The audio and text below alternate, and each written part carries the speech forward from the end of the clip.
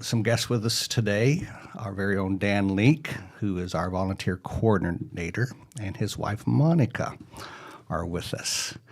Morning, guys. Good morning. Yeah, good morning. Thanks for having us. Yeah, thanks so much for having us. Our Good to pleasure. be here. Hey, Dan, we just finished a season of latest semester of internships, right? We get interns from lots of different fields, a lot of social work interns. That's where I'm connected with them.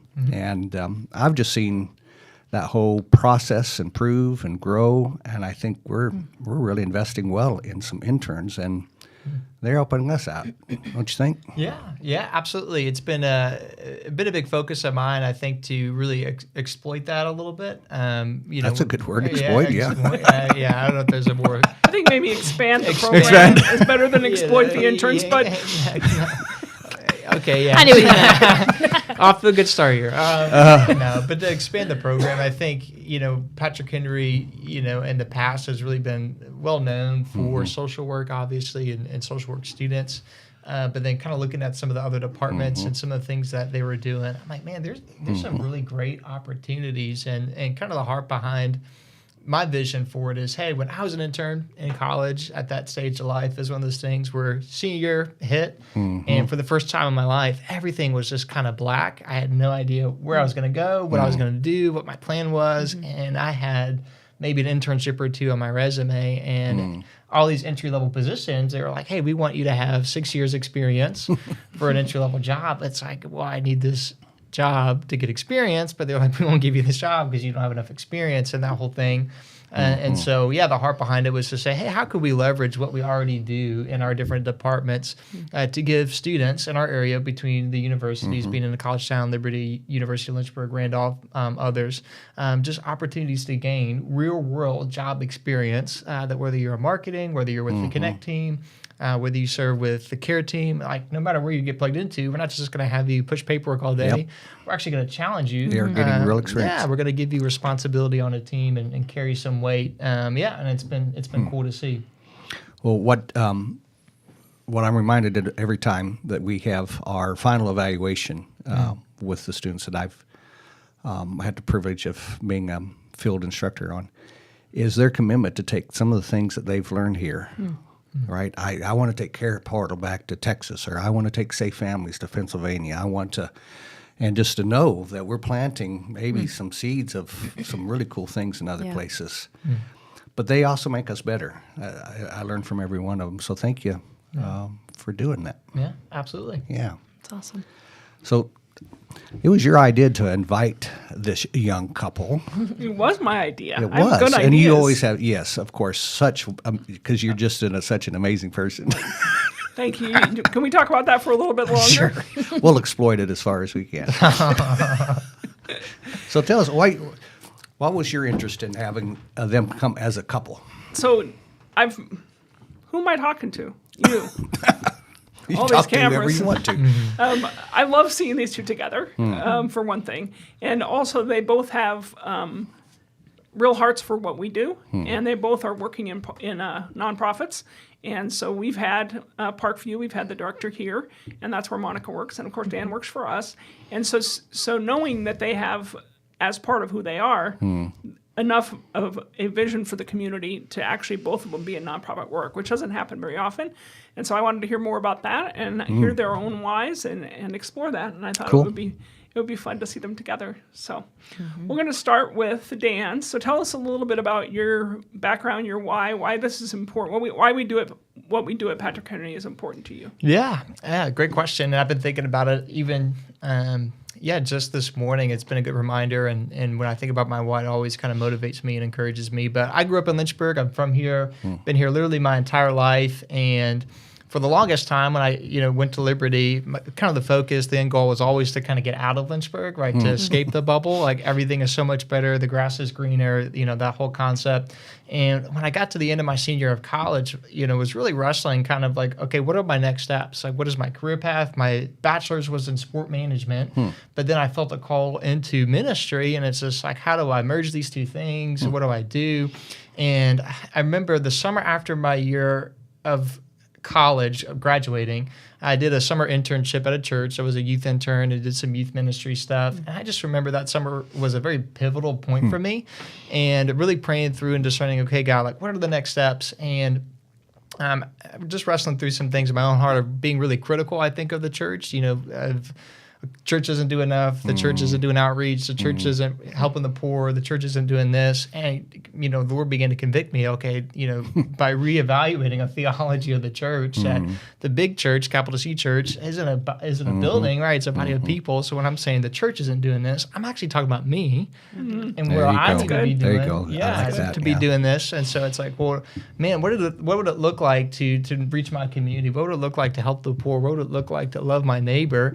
And the passage of scripture that was really, really a defining moment for me was Mark chapter 5. There's a story in there of the man who's demon possessed, Yes. who's in the tombs. He's locked Yeah. up in chains. Jesus crosses the sea, casts the legion of demons out into a herd of pigs. They go off the side of the mountain, and the man's in his right mind, and he's like, "Hey, Jesus, I want to come with you. Like, I'm ready to go. I'm ready to share the gospel. I'm ready to do all these things." And Jesus is like, "Hey, actually, no. I want you to go back home. I want you to stay, and I want you to be a testimony to people at home of everything that I did for you." And I just felt like the Lord speaking to me in that moment. Out of all the things I was wrestling through, of like, I need to get out of Lynchburg because I've been here my whole life. It's just like, "Hey, Dan, I actually want you to go home. Wow. I actually want you to serve your community. And I actually want you to do that well."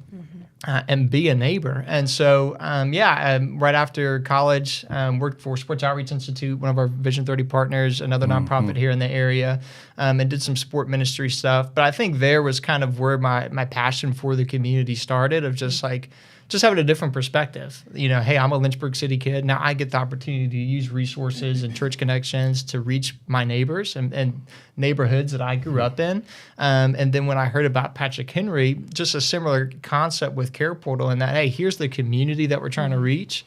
The church is over here. And with Sports Outreach, it was like, hey, sports is that bridge that allows the church to reach the community. And then knowing about Vision 30 and Care Portal, I just saw that as a really awesome opportunity for the church to, in a creative way, right, bridge that gap. And then the volunteer piece, it's like, man, what a cool opportunity to equip people to be able to do that alongside with us, to mobilize them to use their gifts, to use their passions. I think the biggest thing that I'm learning and have learned with Patrick Henry right now is, again, like my background was in sport management, and then I got an MDiv, so it's like child welfare, foster care was not something that I was well versed in. And so you all have been gracious with me and helping me learn that. But I think one of the biggest things I've learned is like, hey, in order to have an impact in this space, you don't necessarily have to foster or adopt. It's like with volunteerism, it's like, hey, what are you passionate about? That's right. What are your gifts? That's right. Maybe you're called to just support the ones who are fostering. Maybe you're called to give resources. Maybe you're called to provide childcare. We all have an impact to play in this space. And so it's been kind of cool to see all these different pieces of kind of, my story and how God has woven together the bigger tapestry of ultimately, using my gifts, my passions to, still serve my community, Lynchburg City. So, And one of the pieces that I think you touched on but kind of left out is most people think when they picture a kid that grows up in Lynchburg and goes to Liberty, they're in some house in Forest, right? And you said it was your community, but tell us a little bit about the neighborhood you grew up in. yeah, so I grew up Midtown, Lynchburg, so kind of the Ford Ave Memorial area, closer more so to the kind of Memorial side of town. And so very familiar with that area. But yeah, I mean, I grew up, like I said, went to public school, Heritage High School, one of the city schools here, and even just playing sports. I wrestled. And then I was really involved in football. And so even just, if I wasn't, exposed to, just the friendships I had, even just within that context, it just shaped, I think, a lot of who I am. I mean, I had friendships and, would go over and hang out with people's houses, like White Rock Hill, like some of these rough neighborhoods. And for me, it's like, that was just normal, right? It's like, I'm going to a buddy's house, to play PlayStation or something in high school. We're going to go work on homework. And it's like, this is just the community. And then it's like, when you get to Liberty, that was even a different experience for me, where it's like, I lived on campus all 4 years and everything I needed is in this hub and this little bubble. And it was just, it's almost like a cultural shock of like, just different stuff, right? It's just like, oh man, like, and then people are coming from out of state, and even just that perspective, it's like Lynchburg has so much to offer, and there's a lot more many more pockets of poverty, I think, than people realized. And so being able to have that perspective was just interesting even throughout college too. So yeah. Yeah, and interesting how many. I mean, it's probably only 2 or 3 miles from where you grew up. Yeah. To be such a different world. I mean, Liberty's campus and the poor in Lynchburg are like they could be on 2 separate planets as far as how different they are. Yeah, absolutely. So true. So Monica, what about you? Your why? Yeah. So for me, I'm the director of Life Skills Institute at Parkview Community Mission now. And just to a little sidebar on what Dan was saying, if you hadn't stayed home in Lynchburg, you wouldn't have met me. That's right. Yeah, I gotta So throw there that you in go. There you go. That's right. So I'm also a Liberty grad, and Dan and I met post grad. But my why has really always been so I grew up in New Jersey, right outside of Philadelphia. And so South Jersey, in a pretty affluent community. And something I just really admire and really appreciate about my parents, though, is they really got us involved in things that were outside of our community, like things that were in more impoverished areas. Camden, New Jersey was ranked one of the most dangerous places to live when I was growing up. And my parents intentionally brought all 3 of my siblings and I to camps in the summer, and we did outreach things there. And even just my parents actually met at a Bible study post-grad themselves in a church in Philly. So that's where we grew up going to, 10th Presbyterian Church, shout out. And so we would do inner city outreach things in the community there too. And so kind of, being able to live in a safe community, affluent community, and then kind of go in and still sort of, my parents, even you're talking about bridging the gap, that, I think they did a really beautiful job of that for us.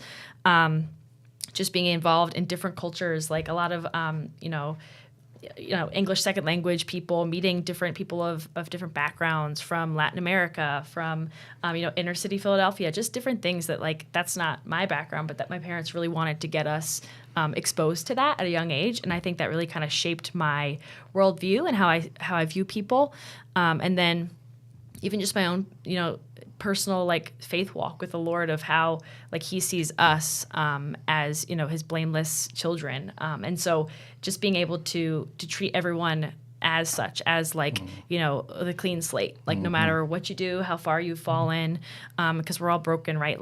It's a beautiful thing, I think, to have such a young little kid kind of experience different cultures and different people of all walks of life, because I do think it really does help kind of shape the way they view the world. And so Dan and I have even talked about that, Lord willing, one day when we want to start our own family, is how do we want to get our kids, exposed to different things young, and not to rob them of any innocence or anything, but more just to kind of show them, hey, this is the world we live in. It's broken, but the Lord came to seek and save that what was lost. And so just for me, my why has really always been, wanting to make people feel seen, known, and loved. And so I was a special and elementary ed major at college.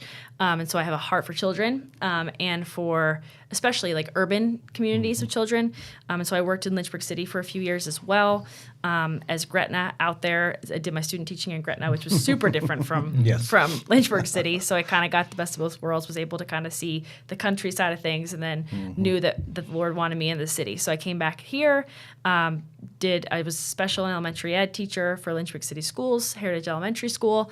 And in that, just really wanted to show the children that they are seen, known, and loved. And not a lot of them, and I'm not overgeneralizing, but just the reality of it is in Lynchburg City, a lot of them don't feel that. And not even in the comfort or safety or lack thereof of their own homes, they don't feel that. And so how can I, as a teacher, kind of just a lowly teacher in Lynchburg City, really impart that onto these children, make them feel that. And so, I think now at Parkview, Parkview is a wonderful place, and I think that Patrick Henry and Parkview have a really neat partnership. We're a Vision 30 partner ourselves, and our mission is really to restore the lives of families and communities by building relationships and giving them also life-changing resources. And that's literally, it's almost parallel to what Patrick Henry does. And so I think that with all my passions with education and people and wanting just to kind of, share people the gospel through my actions and just how I live my life and how I care for them. I think, Parkview is kind of the perfect place for that. And it's just neat kind of seeing how Dan and I are able to both have similar passions and work for different places that are ultimately like working towards the same goal. So it's neat. What is your role at Parkview? Yeah, so I am the director of what's called Life Skills Institute. Okay. And so that's one of 6 programs of Parkview. And so what we do there is my little tagline in tours and things like that is really to equip and empower people in our community, so like the neighbors that we serve, to be successful in whatever that means for them. So the 2 avenues we do that are job skills training and life skills training. And so our big goal is to see people employed, is to get them either back into the workforce if they've been out for a while for a myriad of reasons, or into the workforce for the first time. And so that's like one of our goals. And then another one is just the life skills that they need. So like financial literacy, computer skills. We do sewing classes. We just got an awesome new teaching kitchen. So we partner with Lynchburg Grows and Virginia Cooperative Extension to bring like nutrition education and, things like that. And so it's been really neat to see it kind of grow. I've only been there, I've been there, it was a year in February. So a little over a year.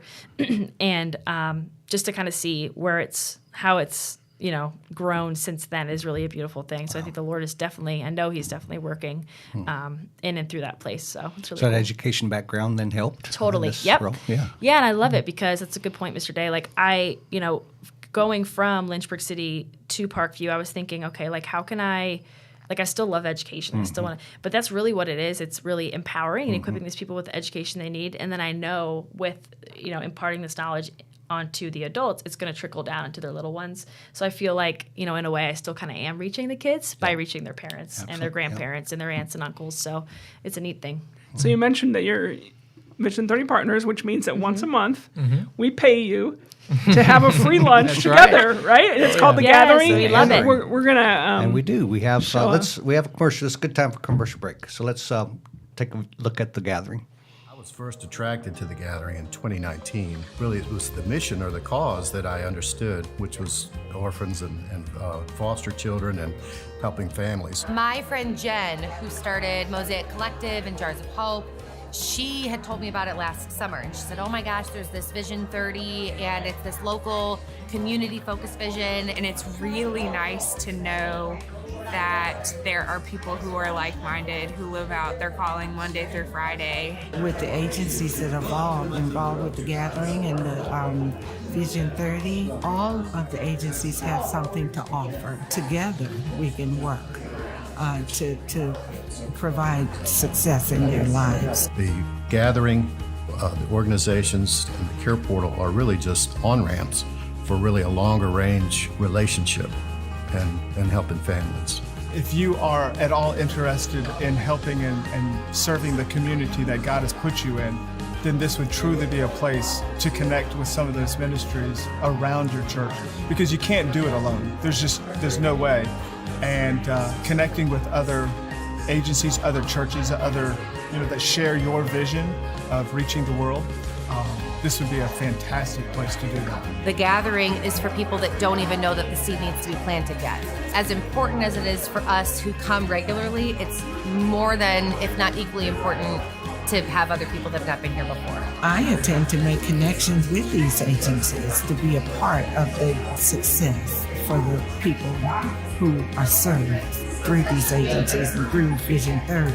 We can network with each other and discuss how we're handling certain problems and what we see on the horizon and areas that maybe need to focus on and things like that. So it's a good opportunity to network and sharpen the axe, so to speak. Coming to Vision 30 has connected us to the Agape Center, the Blue Ridge Pregnancy Center, and several other ministries that literally now we have them in our budget to support them on an annual basis.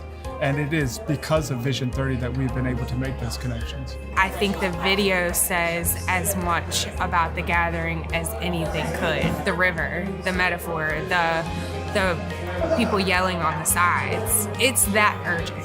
Because we're a small church, we don't have the funds and the resources to do it ourselves.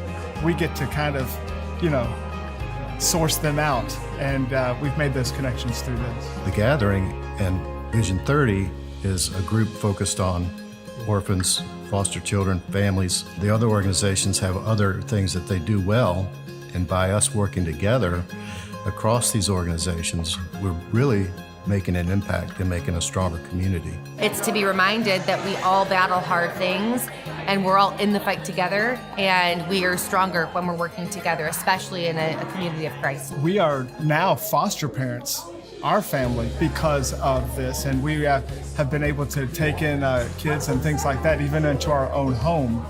And we did all of that through this as well. So this has just been a kind of a whole life-changing, church-changing kind of experience for us. I've heard stories about the success of placement of the people who come to you or the people who serve by the gathering. And I love it. I love what I hear. I think it's a great success.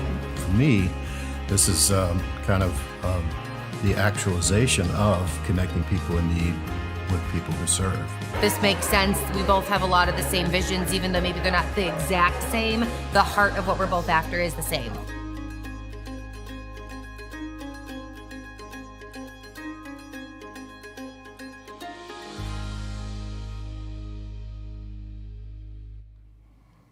I think it's really taken off. There's a lot of synergy, momentum. It's a beautiful, beautiful thing. You made a cameo in that video, Dan. Yeah.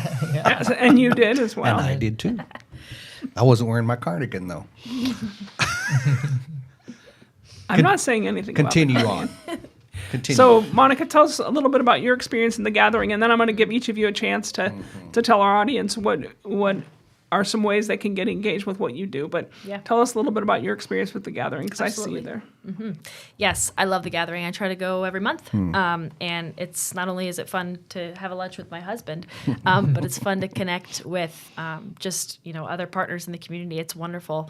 I think really the whole vision with Vision 30, collaboration is really at the heart of it. Yeah. It's really that whole, with, I think his name was Phil Stevens, Pastor Stevens, of maybe Windfall Baptist Church. They're like, what he said was perfect. The whole, we cannot do this alone. Like, it's so true. And if we want to, see our community change for the better, if we want to see, children safe in their homes by the year 2030, like, we have to work together. And I think it's so common, and I think really easy with just human nature to try to work in silos and try to work, solo, running this race and being exhausted at the end, unfortunately. And, you see a lot of, nonprofits and a lot of other places like fail because of that. And I think, the beauty of Vision 30 is coming together each month and just saying, hey, let's connect together. Let's check in with one another. Let's share one another's burdens. Let's, partner together to change, to see real change in our community. And so I love going. Each month I'm encouraged. I try to take notes of little things I can glean from people who are sharing. I've hosted a gathering myself at Life Skills Institute at Parkview, and that was awesome just to see how many people came out to that. It's not that big of a space, but we made it work, and it's awesome to see people just rubbing elbows with one another and being able to connect each month. So I've loved it. So, and afterwards, we're studying a book. You want to tell people real quick what that book is? Rooting for Rivals. Woo-hoo. Yes. We love it. So that is really the heartbeat of it, is being able to not seeing, other nonprofits in the community as rivals, but really being able to root for the ones that we are, the world might see as us competing with one another, but really we need to kind of like step up hand in hand and be able to work together to reach that common goal. And that book beautifully outlines just what it looks like when people are actually working in tandem, and like being able to set aside their pride and set aside those things that say, hey, I want to, make my own name great. And, it specifically speaks to Christian leaders in the nonprofit space, but I really think that should go for everybody, whether you are of faith or not. Just how can we set aside those ugly parts of us and really just kind of work together for the common good. So I love that book, and I'm excited. I've been in a book study with Claudia and Allison, and it's been really good. So that book study is happening after the gathering. And if you don't have the book, we'll buy you one, because we think it's that important. The gathering is the fourth Wednesday of every month at noon, and it moves around. So we don't get to announce the place because somebody different hosts it and provides free lunch every time. It's always at noon. And this month in May, it's going to be at Gospel Community Church. So We definitely invite everyone who is interested to be there because we have a great time. You can RSVP through us so that we make sure we have lunch for you. So Dan, take a minute to tell people what do we need from them, the world, at Patrick Henry right now. Yeah, absolutely. So there's a couple different ways that you can get involved in, and I mean, we can't stress volunteerism enough, simply just because, and I say this line a lot, but hey, we at Patrick Henry and our partners, we can partner together in these different things. We can plan, we can strategize, we can cast vision, but the reality is none of it can be accomplished without people who are just going to use their gifts and make a difference in the community. And so really the ask is relationship. And that's kind of what we ask for our volunteer opportunities here is in some way, shape, or form, whether you're providing a resource, you're helping out with marketing, you're getting involved in donor engagement, kind of wherever you are getting plugged in. Hey, really what we're asking you is, hey, come alongside with us and develop meaningful relationships. There's a couple of specific ways that you can do that. And so we have a couple programs here at Patrick Henry, Safe Families for Children, Homes of Hope, Kinship Navigator.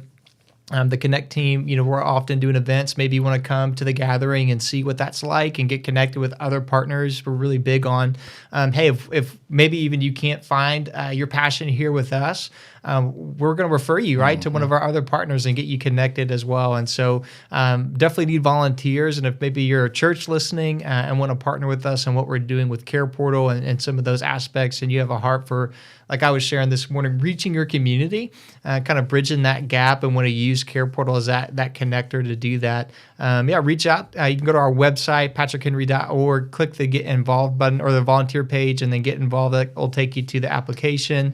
Or you can reach out to me, D-Link, D-L-I-N-K, at patrickhenry.org, and reach out for more, and I can get you connected. And if somebody came to you and you found out they were a better match for Parkview, and we sent them to you, Monica, tell them what would happen if they came to you and wanted to volunteer. Yeah, well, volunteerism is huge at Parkview. I think this is a really timely ask, really timely question for Claudia to ask because a lot of colleges are graduating in like a week. And so what's amazing is just to share a quick little stat from last year. Parkview served, we had an interaction with the number is 113,000 neighbors in 1 year. And with 12 to 13 full-time staff, that math just doesn't make sense, right? So volunteerism is huge. It's such a need for just to accomplish weekly goals. And so a few of the programs that really need volunteers, especially this summer, are our Clothing Connection, and that's free clothing up to 50 pounds of clothes a month that neighbors can take. It's all free for them, and it's really set up to be like everything at Parkview, a dignified experience. And I know when Todd was on here, he shared a lot about dignity and how we really strive to serve everyone with that.